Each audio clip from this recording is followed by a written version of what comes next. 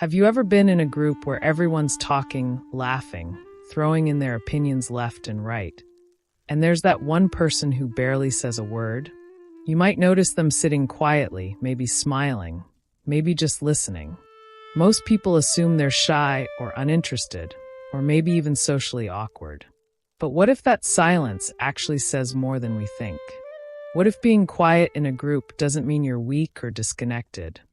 But instead, it reveals something deeper about how your mind works, how you process emotions, and how you relate to people. That's what we're diving into today, the real psychology behind people who stay quiet in groups. Because that silence, believe it or not, can be more powerful and more complex than it looks. Now think about it.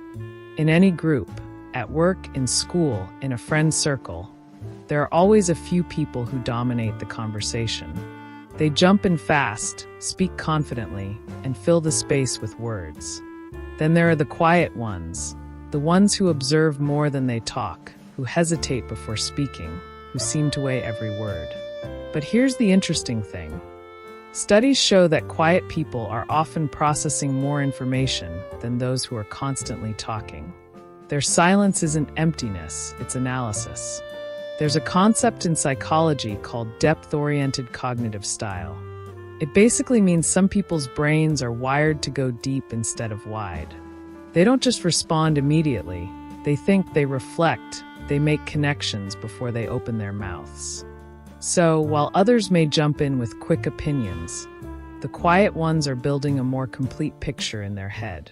That pause you see isn't hesitation, it's construction. And here's where it gets even more fascinating.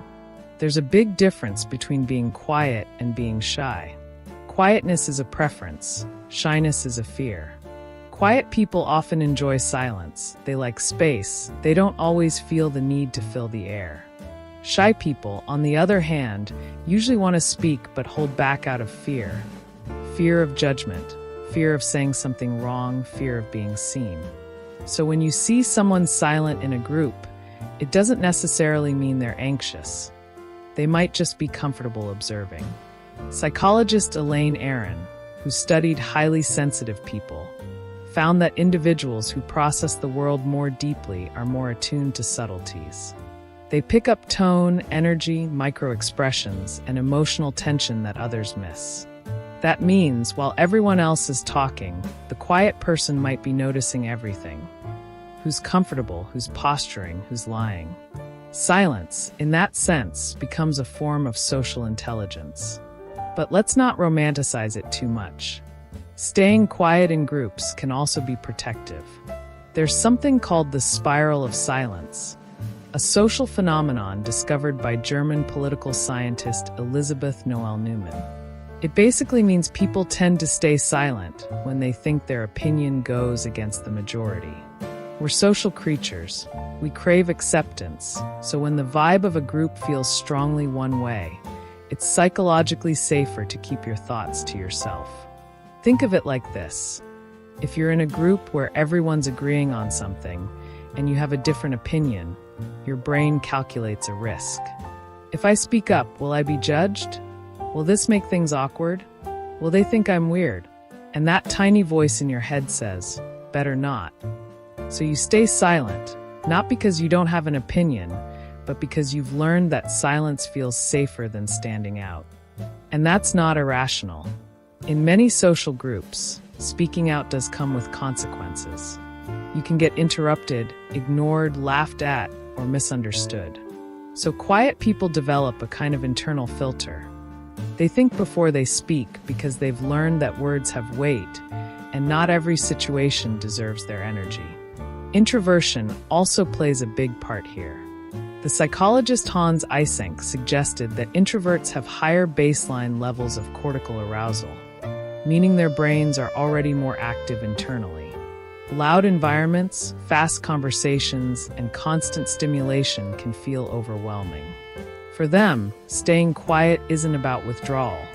It's about regulation. It's the brain saying, okay, let's slow down. Let's listen first. In other words, silence can be a way of staying grounded in the noise. Now, let's talk about something we've all seen. In group discussions, the people who talk the most often seem to get the most credit. There's even a theory called the Babel hypothesis. It suggests that people who speak more in groups are often perceived as more intelligent and more capable, even when what they're saying isn't actually that valuable. The group subconsciously equates confidence with competence. So the loudest person is often seen as the leader, and the quiet one is overlooked. But here's the catch. Research on group performance shows that diversity of communication styles, both talkers and listeners, produces the best results. Because the quiet ones often balance the energy of the group. They bring reflection, analysis, and subtlety. When they do speak, it's usually after they've absorbed the full picture. They may not talk often, but when they do, people listen. Quiet people are often incredible observers. While everyone's busy thinking about what to say next, the quiet one is reading body language, facial expressions, tone shifts, things that others miss. They can tell when someone's uncomfortable or when the group dynamic is off. That observational skill is a form of social awareness, and it's rooted in empathy. In one study from the University of California, psychologists found that introverts tend to exhibit stronger brain activity in regions associated with deep thinking and self-reflection. They also show more activation in the prefrontal cortex, the part of the brain involved in decision-making and planning. That means quiet people literally think more before they act. So in group settings, what looks like indecision might actually be a more deliberate, reasoned approach. But silence can also have a cost. In workplaces and classrooms, people who stay quiet often get underestimated. Studies show that individuals who speak more are rated as more competent, even when their performance is identical. That means if you're quiet, people might misinterpret your silence as a lack of confidence, or worse, a lack of knowledge. And that misinterpretation can be painful. Many quiet people report feeling invisible in groups, like they're present, but not fully seen. They might leave a conversation thinking, "I had something to say, I just couldn't find the right moment." And over time, that creates frustration or self-doubt. You start to believe your voice doesn't matter, even when it does. But the interesting twist is that quiet people also tend to form stronger one-on-one connections. They prefer depth over noise. When they do open up, it's usually because they feel safe, they've observed enough to trust the space. That's why their relationships can be deeply meaningful. Their energy goes into a few close bonds, not scattered across many surface-level ones. If you think about group chats online, the same thing happens. Some people constantly send messages, memes, updates. Others just read everything quietly. You might think they're not paying attention, but they're often the ones who actually remember details, who notice that subtle change in tone or emotion when someone else was having a rough day. Their quiet presence keeps the group grounded, even if they're not typing. But why does silence make people uncomfortable? It's interesting. In many cultures, silence in a group feels awkward.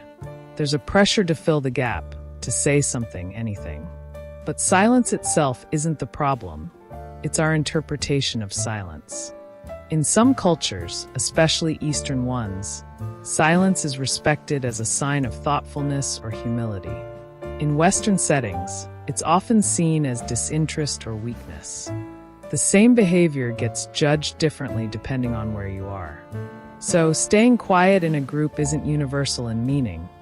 It depends on cultural norms, context, and the personalities involved.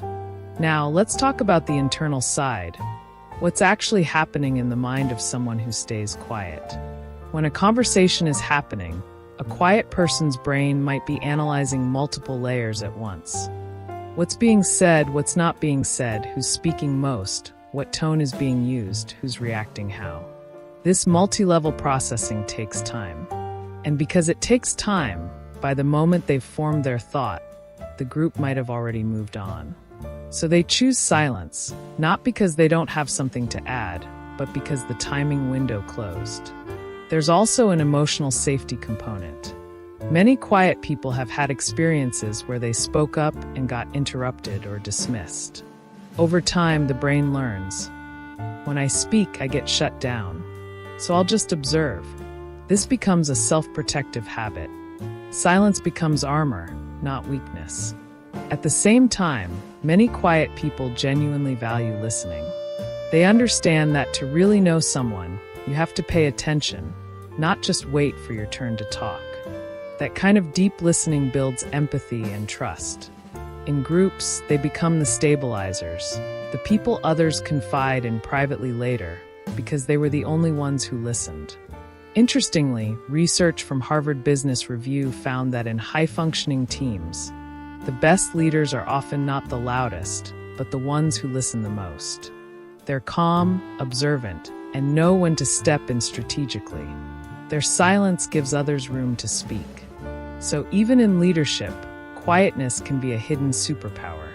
But that doesn't mean staying quiet always works in your favor. Sometimes, silence can create misunderstanding. When you don't voice your thoughts, others might fill the gap with assumptions. They agree. They don't care. They're not confident. That's why awareness matters. If you're naturally quiet, it helps to signal engagement in other ways. Nodding, making eye contact, summarizing someone's point, subtle cues that show you're present, even when you're not speaking. If you're someone who stays quiet in groups, there are small ways to work with your nature instead of against it. You can prepare thoughts ahead of time, especially if you know the topic. You can decide, I'll say just one meaningful thing today, instead of trying to talk constantly. You can also use writing to express ideas. Sometimes emailing after a meeting gets your thoughts across without battling the noise. And if you're leading a group, you can make a huge difference by consciously including quiet people. Ask them directly but gently. Hey, what do you think? Don't force them to perform, but create a safe window for them to contribute. Send topics in advance so they can reflect before they speak. Break large discussions into pairs or small groups. Quiet people often shine in those environments. And when they do speak up, don't rush past their contribution. Acknowledge it. That positive reinforcement builds psychological safety. It teaches their brain, my voice matters here. Because silence can mean many things. Sometimes it's reflection. Sometimes it's fear. Sometimes it's just being emotionally full and needing to observe. The key is not to assume. Instead of thinking they're so quiet, try thinking, I wonder what they're thinking. There's a story I once heard about a team that had one very quiet engineer. Meetings would go on for hours. He barely spoke. People assumed he didn't care. But one day, during a major project discussion, he quietly raised his hand and said, "There's a calculation error in the third step. If we go ahead, the system will fail." Everyone paused. He was right. That one sentence saved the project. From that day, people realized that his silence wasn't absence, it was precision. That's often how quiet people operate. They store up their words until the moment truly matters. It's also worth mentioning the emotional toll of being misunderstood. When you're quiet, people sometimes project things onto you. They think you're aloof, arrogant, unfriendly, or bored. In reality, you might be deeply engaged but just not verbal. Over time, that misunderstanding can make quiet people feel alienated. And that's why it's so important to normalize different communication styles. The world needs both, the ones who speak fast and the ones who think deeply. The talkers bring energy, momentum, ideas. The quiet ones bring grounding, clarity, reflection. The best groups are balanced between the two. So, what can you take away from all this? If you're the quiet one, don't see your silence as a flaw. It's your way of processing the world. You notice what others miss. You think before you speak. That's valuable. Just remember, your thoughts only have power when they're shared. So find safe spaces where you can speak, even a little. The goal isn't to become loud, it's to become heard. And if you're someone who tends to talk a lot, take a step back sometimes. Look around the room. Notice the quiet person. Maybe ask them, "What do you think?" Because that simple question might unlock insight that shifts everything. The psychology of people who stay quiet in groups teaches us something universal. That communication isn't just about talking. It's about awareness, timing, trust, and presence. Silence, when you really look at it, is a language of its own. It can mean I'm thinking, I'm observing, I'm protecting myself, or even I care deeply but I don't need to prove it. So the next time you're in a group and you see someone sitting quietly, resist the urge to assume. Because sometimes the quietest person in the room is the one who sees the most. And if that person is you, know this, your silence has meaning. Your way of being isn't less, it's just different. You don't need to compete with the noise. You bring balance, you bring depth, and you bring awareness that others might never reach. In a world that constantly tells you to speak louder, there's something incredibly powerful about the person who knows when to stay silent and when to finally speak. Thanks for watching. If you found this video insightful, hit the like button, share it with someone who needs to hear it, and tell me in the comments, are you the quiet one in your group? And if you are, what goes through your mind while everyone else is talking? I'd love to hear your story, because sometimes the quietest stories are the ones that speak the loudest.